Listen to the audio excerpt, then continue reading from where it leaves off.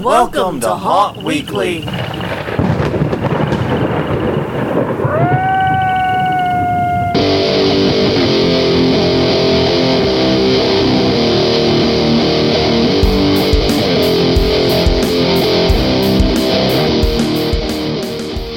Hello everyone, I'm Jonathan. I'm Crystal. And this is Haunt Weekly, a weekly podcast for the haunted attraction and haunted entertainment industry. Whether you're an actor, owner, or just plain aficionado, we aim to be a podcast for you. And we are back once again. I know, we keep acting like it's some kind of big surprise.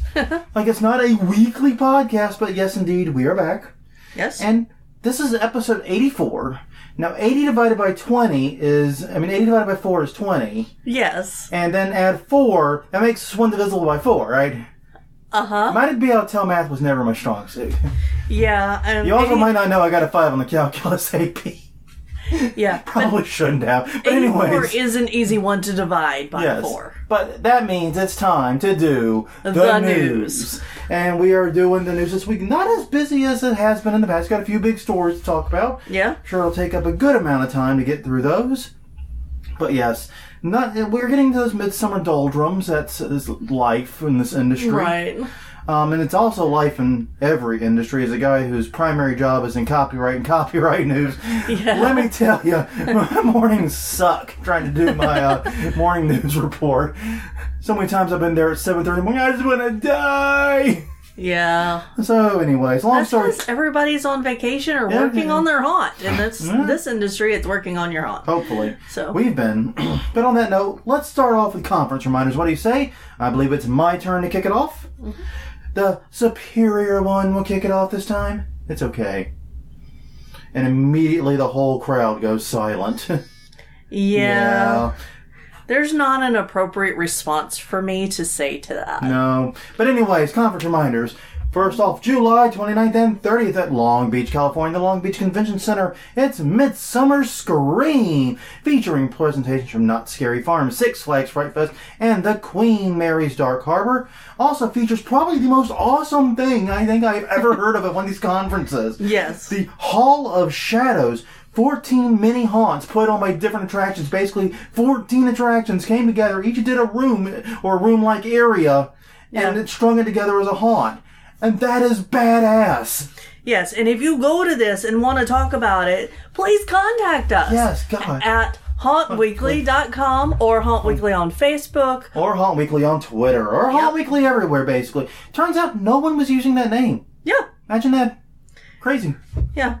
But you can find more about that conference at midsummerscream.org. I know I threw you off there. Yes, you did. It's all right. Go ahead, though. All right. Next, August 1st, we have Haunted Attractions Network Leadership Symposium, Innovation and Interactivity. You want to take a moment after that mouthful? Take that. Breathe out. Breathe out. You're okay. You made it. All right. It is in Buena Park, California. It is put on by Gantum Media, which purchased the Haunted Attractions Network. It's held at Knott's Berry Scary Farm. Aims to help attendees create interactivity plan of their own. Speakers include John Cook from Knott's Scary Farm, Brian Llewellyn from the Queen Mary, and Leonard Pickle from the Entrepreneurs. A lot of crossover between these two, I'm seeing. Yeah, and that's a good thing, because this is the West Coast crew there, I think, what you got. And you know what? Leonard Pickle's just in everything. Yeah. Although not as much anymore, as we'll talk about later. He's like Pickles, though. He is in everything. His last name would say he's put into everything. Yes. Tickets for that are $60 in HalloweenAttractionNetwork.com for more details. All right, sticking with the West Coast theme. West Coast folks. And August 5th through 6th at Scare LA in Los Angeles in the Los Angeles Convention Center. The West Halls, not those lame East Halls. Yeah. That's the good ones, the West Halls. I have no idea what the difference is. But yes, there'll be 200 plus vendors, plus mini panels on the haunted attraction business and other haunty, scary, horror-y stuff. Learn more at scarela.com. Also, August 5th through 6th, on the other coast, we have the East Coast Haunt Gathering in Billerica, Massachusetts at the Courtyard Boston, Billerica, Bedford. Yeah, don't even try that again. Never try that again. Okay, fine. You'll never... It's okay. It's hauntclub.net /gathering-2017 because... Or just go to hauntclub.net and you'll click the link. Well, yeah, but... That's probably the easier way to do it. You put it all in the notes. I say it all. You put in notes. You found this one. Okay, fine. Ha ha! Filmed in front of a live ostrich. Anyways, after that, August 25th through 27th, it's Halloween and Haunt Fest show. Dallas-Fort Worth in Dallas-Fort Worth, Texas at the Mesquite Convention Center. HalloweenandHaunt.com. Then, September 8th through 10th, we have Mask Fest in Indianapolis, Indiana. Marriott Indianapolis East. Once again, East, not West. All about makeup effects and mask making. Maskfest.com for that. As with last year, remember to watch out for germs when trying on all those masks. All right, I don't see a lot of our crew going to this, but if you're taking a season off, this might be a cool one to check out. It is Sinister Creature Con. It's October 14th and the 15th at the Scottish Rite Center. And don't do that again. In Sacramento, California. We're learning a lot of very painful lessons this episode. It includes all things horror, including filmmakers, makeup, and, of course, haunted attraction engineers and panels thereof. And it's sponsored in part by Crematorium Haunted House in Dire Cemeterium. Good God. You're right. Cemeterium? Yes, House. I'm sure that holding your laptop sideways will make it easier to read. Hey, look, it's been a long day. Shut up. Yes. And Dire World Scare Parks. The other one, it'll feature guests will include Ted Raimi, Scott McDonald, Marky Ramone, and Louis Bull. They can't all be winners. Anyways, if you want to learn more, you go to SinisterCreatureConSacramento.com. Yay! You got it. All right. Then finally, for right now, November 9th through 11th, Legendary Haunt Tour in Philadelphia. Legendary Haunt Tour with 2Ts.com for more information. Not a lot of details right now. We're getting too far out. Yeah. A lot of details. And that's why we're kind of cutting it off here. Even though we do know the dates of another conference that we'll be getting to in just a moment. Some very important news. But one thing to keep in mind right now, this precious time of year, July, right now, early July to early August. Yeah. Many haunts, especially the large ones, are doing their hiring and auditioning. Yes. If you have any inclination about getting a job at a HAUNT, yeah, never do that again. But if you haven't thought about that, now is the time to start checking for Craigslist posts, looking on their websites, wanted ads in the newspaper. Their Facebook page. Their Facebook page. Do people still do want ads in newspapers? I really don't know. Yes. Okay. Check those two. Check all the normal places you would look for a job because this is when the calls are going out. We have so many haunts that have posted wanting jobs, many wanting hundreds of actors. Right. We found one that was trying to hire more than 500 people. Right. So think about that for a minute. So yeah, if you're interested in working for a haunt, now's the time to start looking. Now, one question we got is, why are they looking to hire so many people? Right, and Maximus Christian Bryant, who we've mentioned before, who gave us an idea, is the one who brought this question to us and this listing. Yeah, and I'll say this, Japes can explain it a hell of a lot better than we can, Japes Palace. Yes. So episodes 43 and 46, he explains pretty much like the 101 and 102 of actor recruitment and keeping and all that. Yeah. Really good course. Check out those two episodes. But the basic problem is this. Say you hire 500 people. Mm-hmm. You know a certain percentage of them ain't going to make it to the start date. Right. They're going to get other jobs. They're going to have life changes. Someone's going to get sick. They're going to get married. Something's going to happen. The car's going to break down, whatever. They're not going to even make it to the first day of season. Then you know that some people are going to get through that first week and they're going to drop off. Right. This ain't for them. They can't do it, whatever. And then you're going to have people that can't work certain days, but can work others. And then you're going to need people who can fill in for breaks. Right. And long and short of it is you need to fill every position a certain number of times to guarantee someone's there. Yeah. Yeah, so a lot of times when people hire 500, that doesn't mean that there are 500 actors on the floor all the time. Almost certainly not. Yeah. It probably honestly means there's closer to 200. Yeah, 200 actively working and 200 on break. Yeah, or even if it's just 150 working and 50 on break, rotating around. Yeah. You might only have 200 actors working a given night, but you need 500 people at the start of season to make sure you have 200 people on that night. Right. That's just the nature of the business, unfortunately, and it's one of the rough areas. And here's the thing. The numbers will change depending upon the nature of your haunt, where you're located. If you're at a place where people can get to easily, you might not need as many people because issues such as transportation and all that might be lessened. Right. But if you're like one of those trail haunts way out in BFE, you're going to need to hire more people because if someone's car breaks down or if someone's ride doesn't show up or if someone just decides, screw this 45-minute to work crap, you're going to have to fill them. So you're going to need more people per seat. So be thinking about these things. But yeah, if you're looking for a job in the haunt industry, any job, this includes actor, makeup, any kind of management role, advertisement, promotion, anything, now is the time to start digging. Get out there and hit the bricks, guys. Right. Well, the digital bricks. Well, yeah, obviously. Nobody actually gets jobs hitting the bricks anymore. Probably not, no. I think you did that in 2003. Yes. And I think that was the last time any human being in the United States got a job by hitting the pavement. You were the last one. I wanted somewhere I could walk to. It was that simple. And you know what? You pissed me off so bad because I had been job hunting the right way for months and have been struggling. Obviously, it wasn't the right way. Yes, the days of hitting the streets with a stack of resumes in hand is dead. Yeah. Mercy be thy hallowed name. Yes. All right, let's get to actual news, not Crystal's employment history. All right. Excuse me. All right. Big story this week, and we touched on it a little bit previously. Yeah. But now we're going to cover it more earnestly because a little more detail has come out. Right. Not a whole hell of a lot, but some more information has come out. Yeah.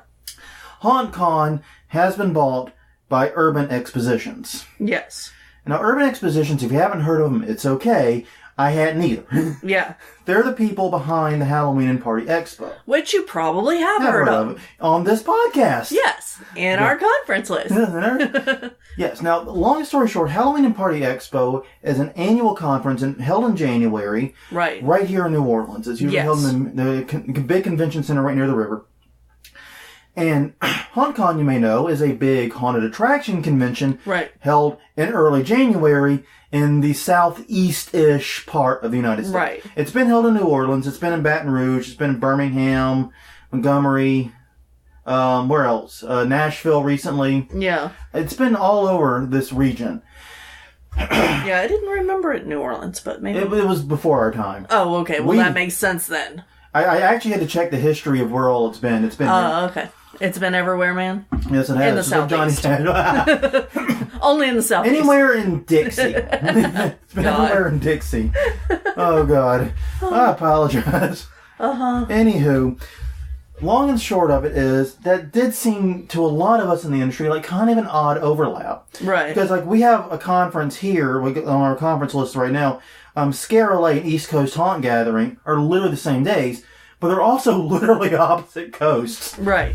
Like, I don't think they had much overlapping. Yeah, there's not a lot of competition there. No. So, long story short, though, whenever you had, like, for example, I remember when HAuNTcon was in Baton Rouge. Yeah. The dates overlapped. Right. With the Halloween Party Expo. Yeah. And Halloween Party Expo was 90 minutes up the road. Yeah. In New Orleans. That is. It's not a lot of competition. It always seemed kind of odd to have two conferences, but often with dates overlapping, sometimes like butted up against one another. Right. But oftentimes overlapping so close.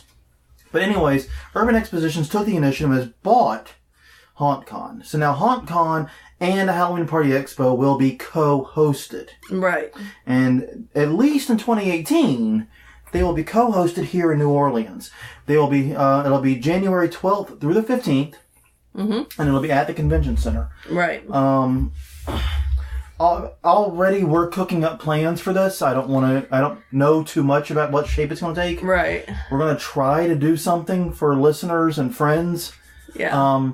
I don't know what it's going to look like, and obviously we're going to be there. Right. And if you have suggestions about what you would like to do with us, if you're coming to this, let us know. Once again. Haunt Weekly at Twitter, Haunt Weekly on Facebook.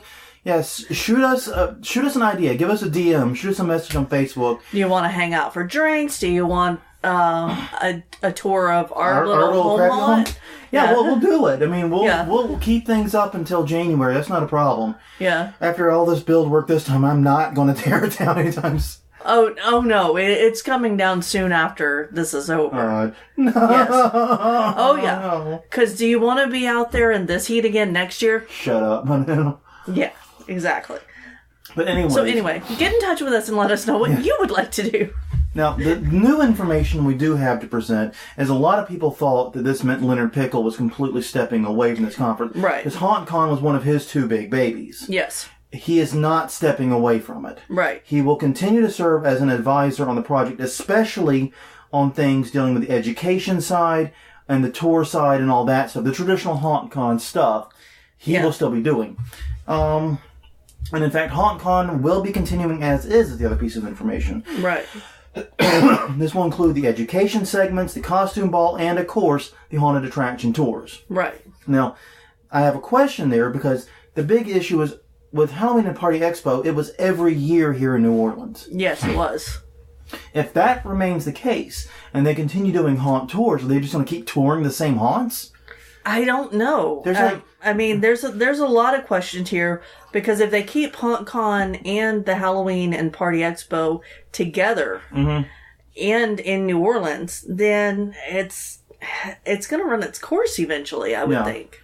Well, I mean, because the thing about Halloween Party Expo, that's just an expo. Yeah. It was literally free to go to if you had any kind of corporate basically a TIN number, a tax ID number for a corporation. Yeah.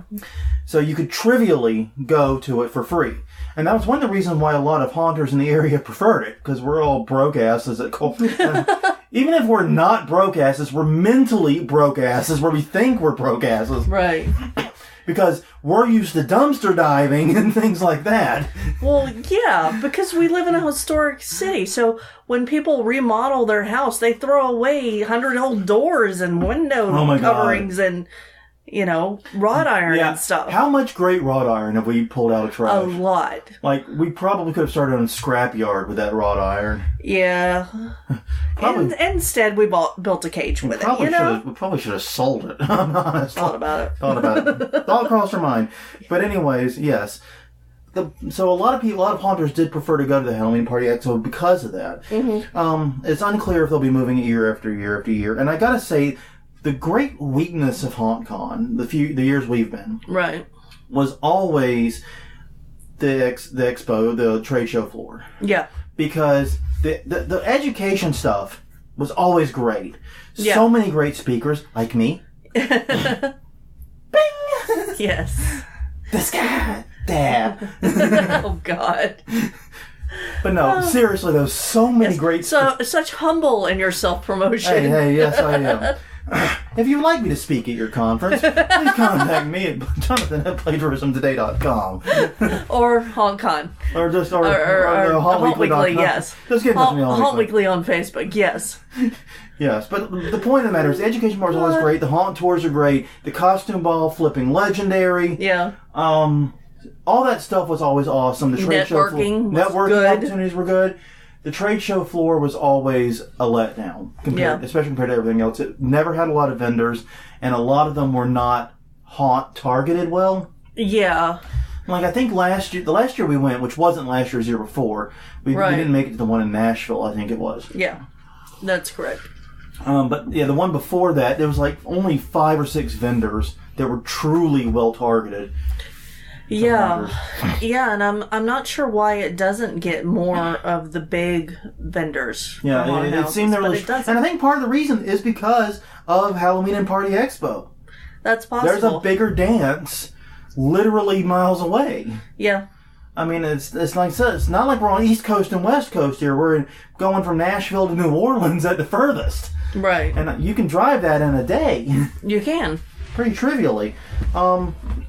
So yeah, this move makes a lot of sense, even if it raises a lot of questions in my mind. Right. I'm really hoping that this can be the start of HauNTcon as a real competitor to Transworld. Yeah. Because while I mean, I've got nothing against Transworld, but we need competition, man. Well, we need competition, and we're not able to get up to Transworld. A lot of the time. Now, Transworld times out crappy for us pretty regularly. It's not that it's that far. St. Louis isn't that bad. We go to St. Louis pretty regularly. Yeah. But yeah, it's just it usually times out pretty crappy for us with our day jobs. Yeah. Usually right on the busiest time for me in my business, and Crystal's line of work, it's not much better. But the point is, we need alternatives. We need competition.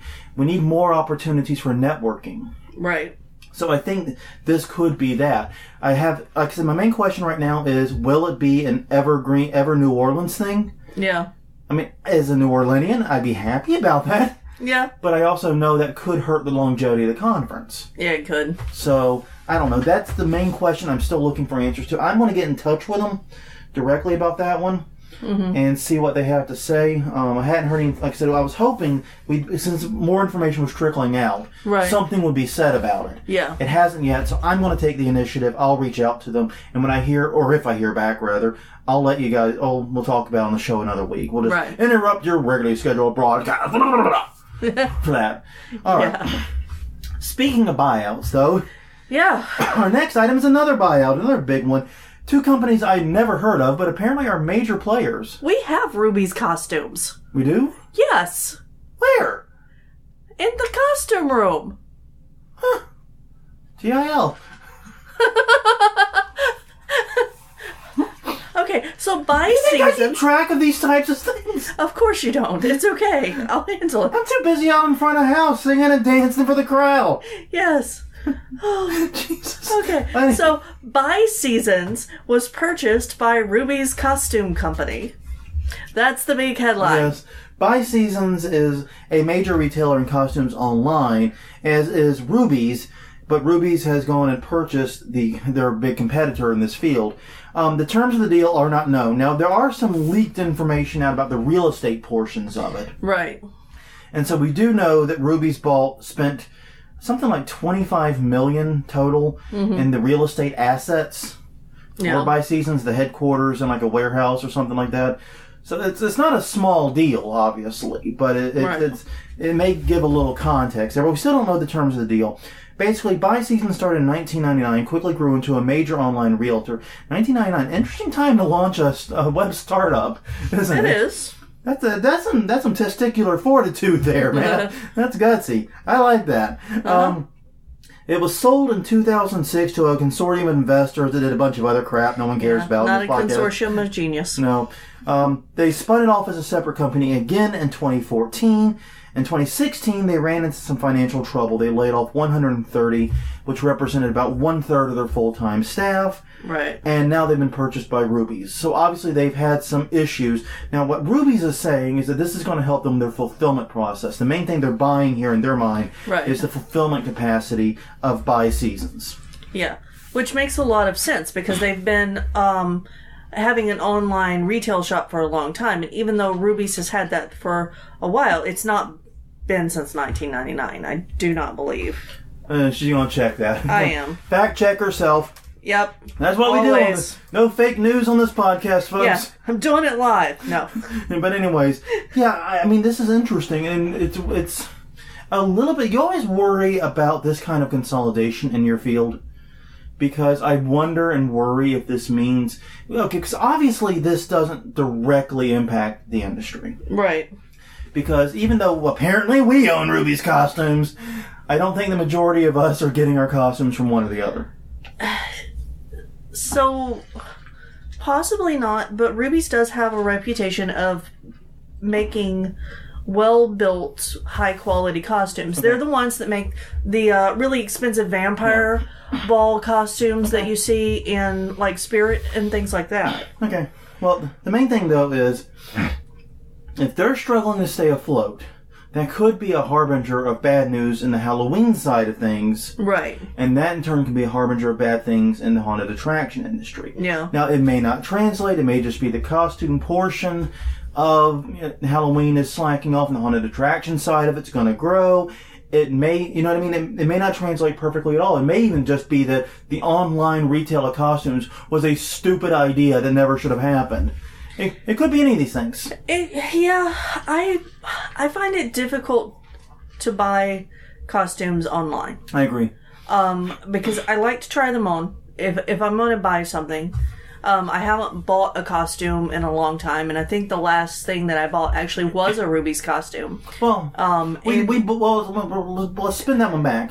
We do buy a lot of costumes, but what we do is we buy the damaged and discarded ones. Right. The various costumes, usually just for the bits and pieces. Right, and they're very reduced. But the last one that I bought, I do believe was a Rubie's costume. Well, I know it was Rubie's, but it was also like 2 days after Halloween and 75% off. Mm-hmm. So, because that's the only way I could afford it. Yeah. But I know their quality, so I would feel comfortable buying from them online. Yeah, but if I didn't know that, then I wouldn't do it. And that's one of the things, whether I'm going to a Spirit or to a local costume shop, one of the things I'm always doing, not just checking the size and fit of a costume, but checking the quality of the fabric and how well it's going to hold up. Right. How well it is. And I've got a little bit of experience sewing, so I can check the stitching and make sure it's not going to fall apart in a couple of years. Yeah. Or a couple nights in the worst case scenario. No kidding. We've had that one happen maybe a couple times. Let me tell you, man, front of house characters, do your own costumes. Just trust me on this one. Yes, pay somebody to make it for you. Pay someone if you don't have the skills. There's a lesson learned here that really goes back to our very beginnings haunting, but yes. But yeah, it's an interesting buyout. I'm not sure where this is going to go in terms of the industry, how it might impact it, but it's something to be aware of that this is going on right now, that this type of consolidation is taking place. Yeah. So, be aware of it. It's the main thing I'm trying to say. All right, another haunted attraction news. I struggle to call it a haunted attraction in a way. Yeah. But I still feel that this is important to talk about. The Pirates of the Caribbean ride is going to get a major overhaul. The Disneyland one, the original one, is getting a major overhaul. The long and short of it is they're going to attempt to make it what they call more generationally friendly. Okay. And the big example they've given right now, they haven't let all the details slip yet. Right. This is Disney we're talking about. I mean, why'd you expect them just to willy-nilly give us information? No, you got to pay for it. And we'll discuss how you can pay for it in a minute. But, yeah, the big piece of information they released right now is there's a buy a winch sequence of the ride.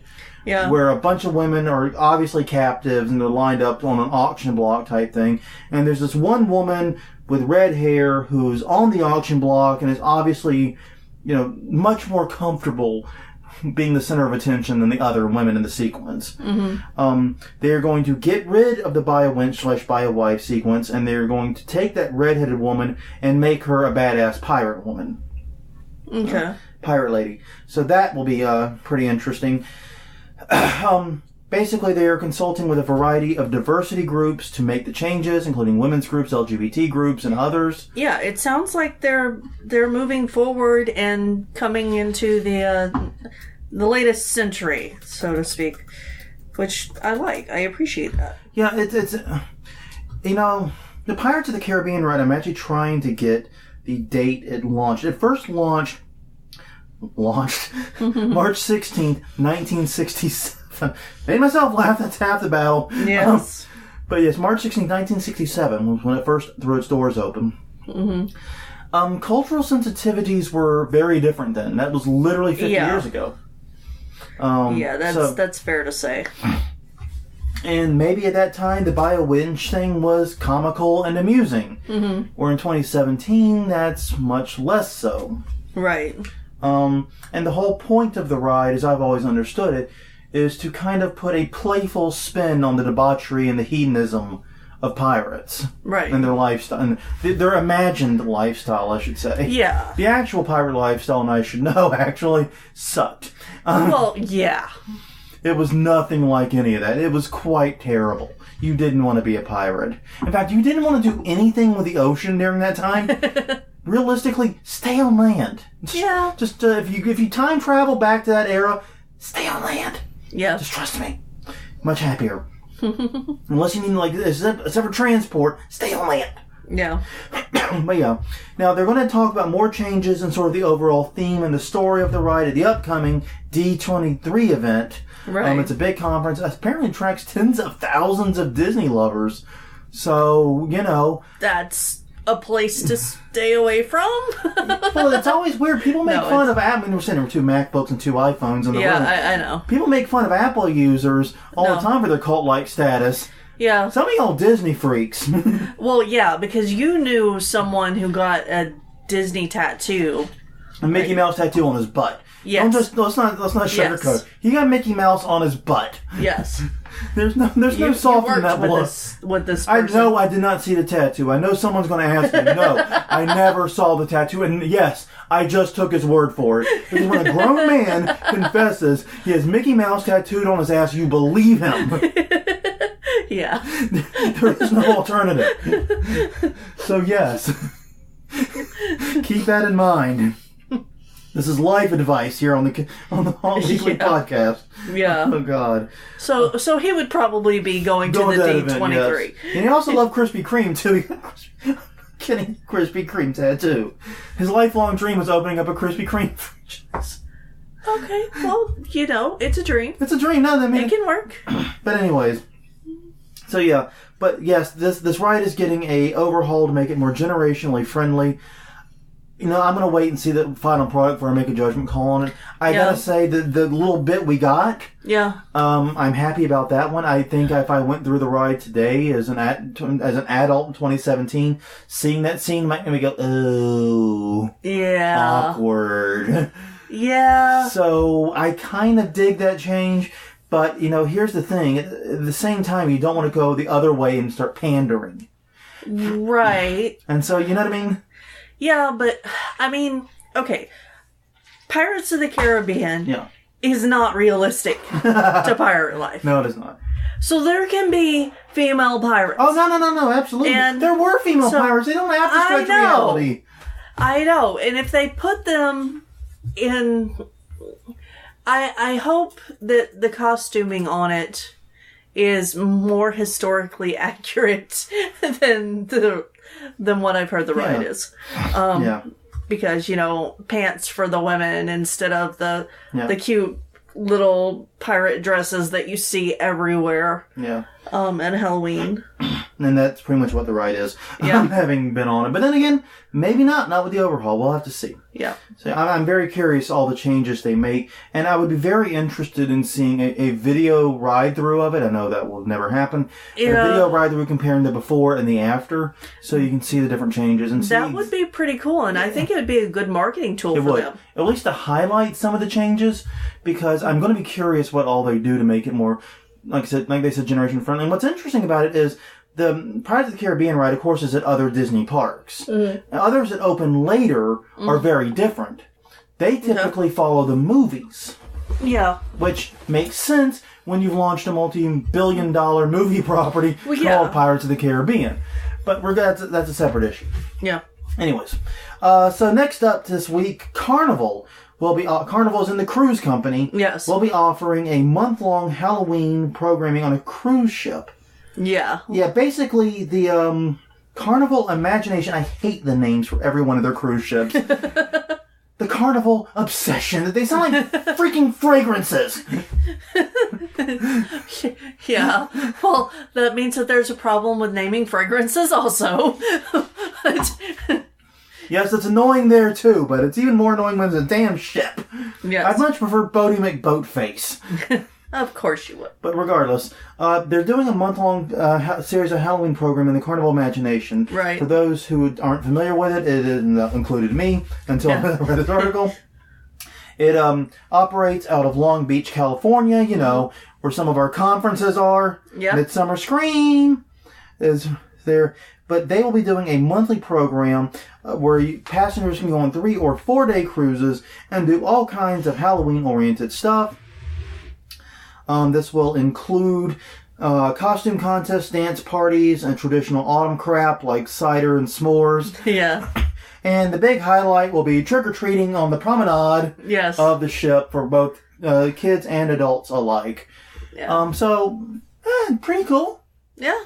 It sounds like fun. It does. I mean, I would consider it if it were, especially if it were during the week. Yeah. During October, and I could take 3 days off before working the haunt at the weekend.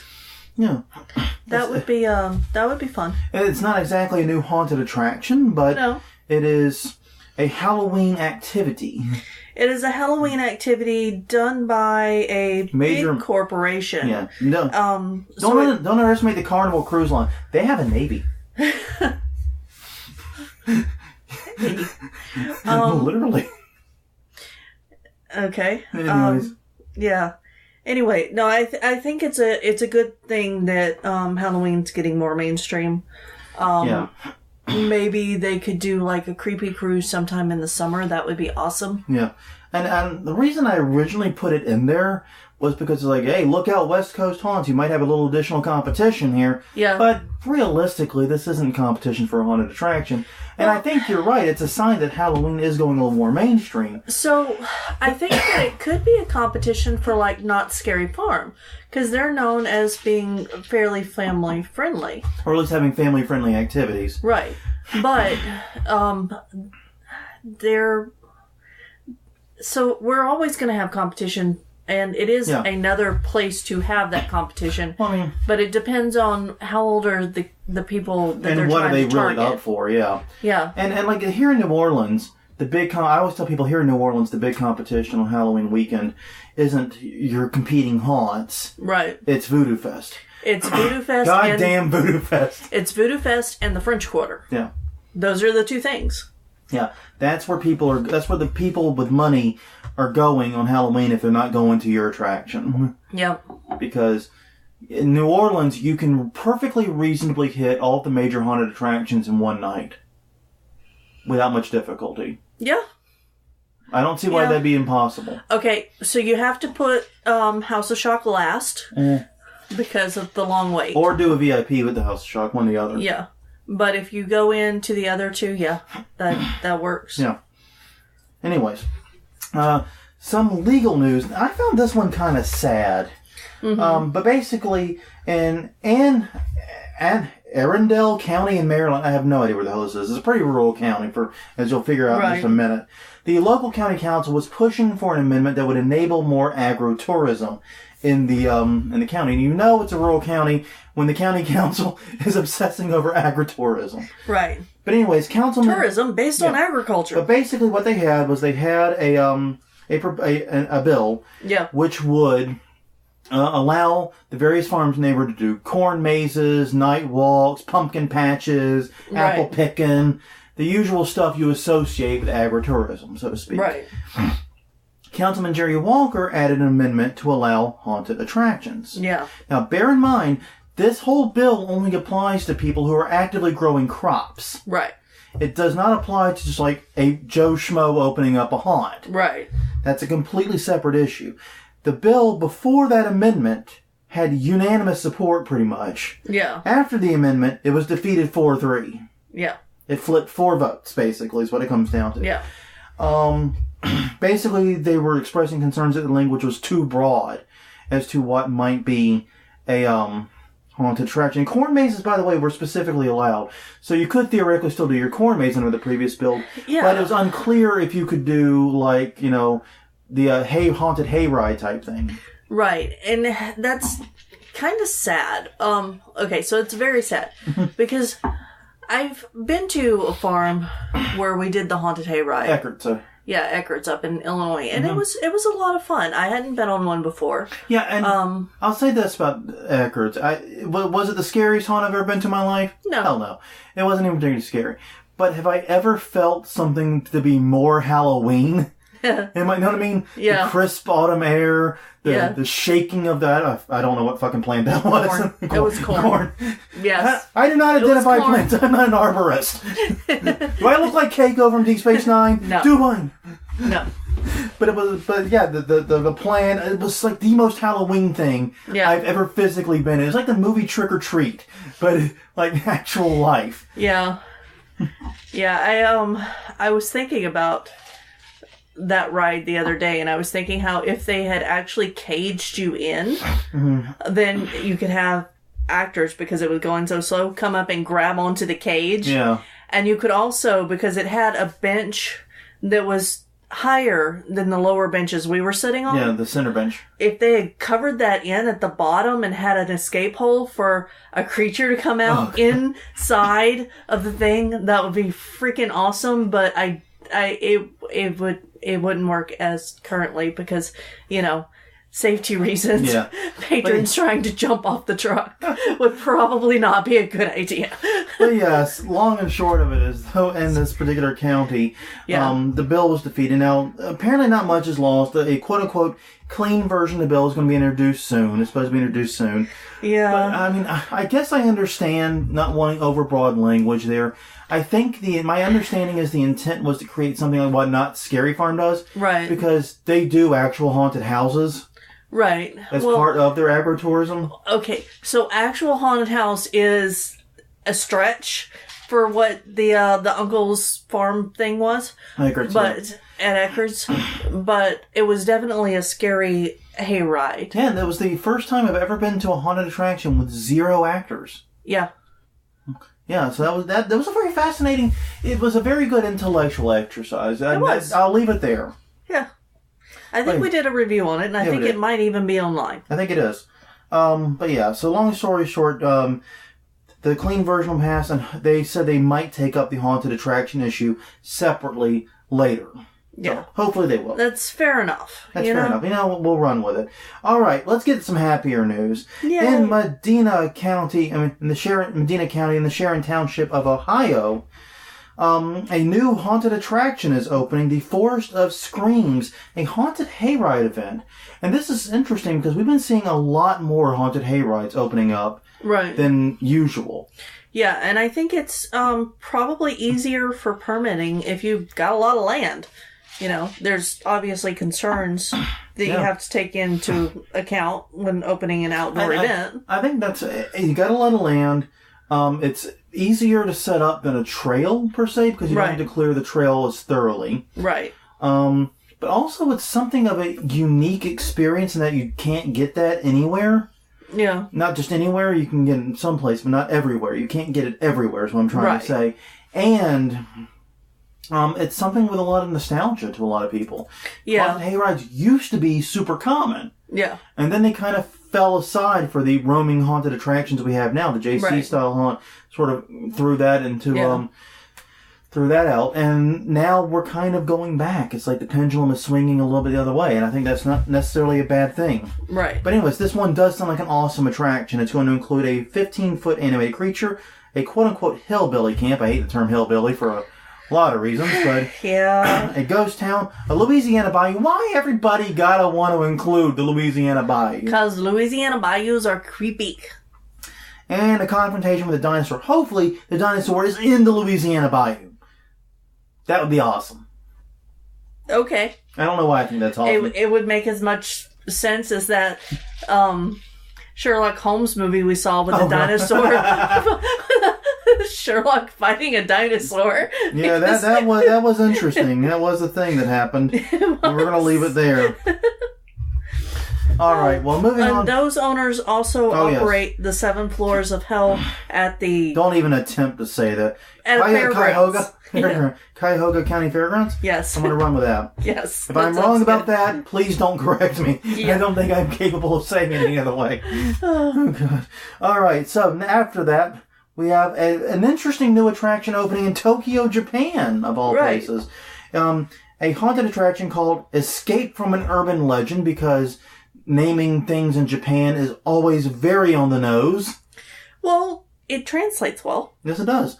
But basically, it's a combination escape room and haunted attraction. Yeah, and Japan is full of urban legends. If you haven't heard about all of their hundreds of ghosts that they have, then it's worth some time researching. Did we talk about this with Kyle when he was on with us? No, we talked to him in person, but I don't think that we ever sat down with him. When he gets back from his roundabout... Yeah, he's gone for 2 months. When he gets back from his roundabout, we need to sit him down and have him tell us all about the weird urban legends he studied and heard about. Yeah. Because he actually spent some time over there and got a grip on a lot of this. Yeah, but this is actually a really cool idea and something that we had played around with. How would escape room elements be brought into a haunted house? Yeah. And apparently Japan's at the front of that. Yeah. Basically, there's two groups. The Hirofumi Gumi is a haunted attraction creator in the country. Hirofumi Gomi. I'm running with that one. Yeah. He's a haunted attraction creator in the country, well known there. And escape game creator Scrap, just the company's name is Scrap. Uh-huh. They've combined their efforts once before to create House of the Hidden Demon, once again because naming has to be always on the nose in Japan. Yes. But now they're fine-tuned that efforts into a new attraction. And the idea is basically this. Participants will take on the role of special investigators called in by the police to look at a haunted house. And as they try to solve the clues and uncover the mystery, basically the haunted attraction part will be activating with scares and various things to really jump out at them and give them good startles. Right. There are 4 games per day on weekdays, 5 games per day on weekends and holidays. Yeah, check it out, I guess, if you're in Japan. It sounds like a really interesting thing. Yeah, it does. It sounds like a lot of fun, and it sounds like something that if we have anyone that goes over there, maybe you could find a way to get that information to the industry, because it definitely seems like something we should be moving into. Well, yeah, I mean, and that's one of the things that I've always found kind of interesting in the United States is, you know, we have all these haunted attractions setting up escape rooms. I would say 70% of the haunted attractions in our area now have some kind of escape game. Yeah. Which, actually, I think it's even higher than that, probably. 75? 80? The only one that doesn't is House of Shock. And the only major one, yeah. But the long and short of it is most of them are setting up escape games. Right. And some of them are doing horror-themed escape games. Yes. Where it's like you're in a serial killer lair, but they're not really incorporating those distracting startles. They're not really incorporating the haunted attraction elements. Except at the mortuary. The mortuary is with the zombie room, which we have not done because we don't have a crew brave enough to do it. Yes. So, if you're in New Orleans and you want to do an escape game with us, here's your chance. Yes. We want to do the one with the zombie. Somebody help us. I don't think it's a 2-person room. Well, we have 4 people we go with, and 3 people we always go with. Yeah. And a typical 4th. Yeah. And those other 2 people just don't want to. Yeah. Not interested in it. So, yeah, we need help. We have a very good record. We promise not to stink up the playing field. Yeah, at least we hope not. At least we hope not. But anyways, that sounds very, very cool. Yeah. All right. Well, to wrap up this episode, we have a couple of shout-outs we want to give. Not so much news as just things we want you to know and be aware of. Yes. First off, Don't Be a Monster, a great haunt-related charity sponsored by many, many haunted attractions, deeply embedded into our industry, is holding their fall essential silent auction. Or rather, I should say is getting ready for it. Now, yes. If you haven't heard of these guys, it's at don'tbeamonster.org. Yeah. They are an anti-bullying charity. Basically, they send people to talk to 4th or 10th graders about bullying. Right. Basically, how not to do it. Yes. Don't be a monster. Yes. And I absolutely love their slogan on their hoodies and would love that design on a t-shirt because it's too hot in New Orleans for a hoodie. And those just came out last month. Yeah. Anyway. For sale. Sorry. But the auction is taking place August 3rd through 6th. Mm-hmm. So before our next news episode, or right as it comes out, I believe. And it's an online silent auction. Yes. Now, right now what they're doing is they're seeking out donations to be auctioned. Right. And specifically what they're looking for are nationally usable gift cards. Yeah. So things like, just throwing some stuff out here, McDonald's, Walmart, Amazon, movies, movie theaters like AMC. Yeah. Don't get your local rando movie theater. Yeah. But if you can get your hands on these, either by buying them or having them donated to you or having them donated to the charity, right? They will auction these off, and hopefully help fund their efforts to stop bullying. They also did an auction at Transworld, we mentioned super briefly previously. Right. This is how they fund themselves. So show some support if you've got anything. And here's the thing. If you got your hands on a gift card you don't want or don't need, this might be a good way to get the hell rid of it. Because I can't count the number of times I've gotten gift cards of things I don't actually use. Yeah. It's like, oh, thanks, great aunt, whoever you are. Yeah, I once got a gift card to a record store where I actually looked it up. The nearest one to my house was, I think it was 900 miles away. Yeah, and it was before online buying was a thing. Yeah. So that wasn't very useful. No, it was not. Long story short, if you've got those types of gift cards that you're not going to use, here's a chance to get rid of them for a great cause. Yeah, consider donating. And they'll take anything pretty much anything over $20 in value as long as it's usable pretty much nationally. Yeah. All right. And finally, a quick shout out to a local friend of ours. Yes. The Dreamhouse Nightmare debuted on the Lifetime Network this past month. It's a made-for-TV film. It features our personal friend and local actor and wonderful person, Therese. I've never actually pronounced her last name. Ayo? Sure. Whatever. She's going to make fun of me for it, I'm sure, and that's fine. Yeah. But she's a local... she listens to this. Yeah, she doesn't know. I don't think she knows we do a podcast. Yeah. Really should have her on sometime. Yeah. Should. But no, she's a wonderful, wonderful haunter, a very, very talented lady. Works at several local attractions and also as an actor. The film is the story of a couple that buys the perfect home in New Orleans, which I call bull immediately because there is no such thing as the perfect home in New Orleans that a couple can buy. Yeah. I'm calling bull right there. Yeah. But anyways, it turns out they outbid a crazy woman who tries to force them out. Ooh. So mystery and intrigue. It's a Lifetime film. Don't go in with too high of expectations. Yeah. But then again, we're the idiots that ran garbage horror and run garbage horror. So yeah, we probably shouldn't be talking either. Nah. I mean, we did watch. What was it? Zombie Babies versus Biker Warrior. What was that one? From our friend Ryan Francis. Oh, it's gonna kill Zombie Biker Chicks versus... No, it was the Biker Chick... was the babies... Biker Chicks from Hell versus... Zombie Babies, or something like that, yeah. God damn it, I've already forgotten the title. Ryan, work on your titles. Yeah. If you're listening to this. Yeah, it's been a while since we've watched that. But long story short, yeah, we watch a lot of crap. And we do it willingly and with joy, I might add. Yes. But anyways, that is all the news we have this week. I have nothing else to offer. No. But on that note, everyone, definitely take a moment. Let us know what you think. And if you have any news and suggestions, drop us a line. Once again, I know we repeat it incessantly, but it's Haunt Weekly on Twitter, Haunt Weekly on Facebook, HauntWeekly.com is the website. New website. I know we say this every week. Still coming soon. Stupid podcasting plugin. Yeah. We're going to rename the site stupidpodcastingplugin.com because that's what it is right now. Yes. Actually, the real name is much more obscene. Yeah. But I don't know if you can put that in a domain or not. I haven't tried. And just a quick word of warning that if you are working outside in the summer heat, please keep hydrated. We want you all to be safe while you're working on your projects. We have made it our personal rule. We are not working more than 1 hour straight.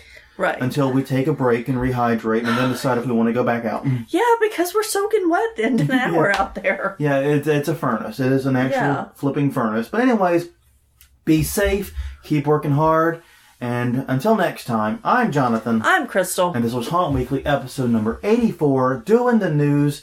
We will see you guys next week.